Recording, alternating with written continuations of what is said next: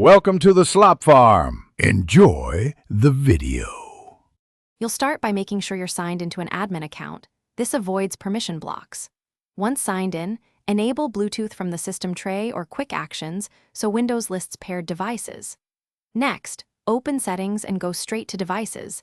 This is where Windows shows Bluetooth and other device pairings. You're doing this to access the list you'll edit. Make sure Wi-Fi stays on if you need internet while following prompts. Now move to the device list to find the target. Once in Devices, choose Bluetooth and other devices. This view shows paired peripherals and phones. Scroll or search to locate the specific device you want to remove. Names often match the product model. Click the device entry to reveal the Remove Device button, then click Remove Device and confirm when the prompt appears. This unpairs and deletes the entry.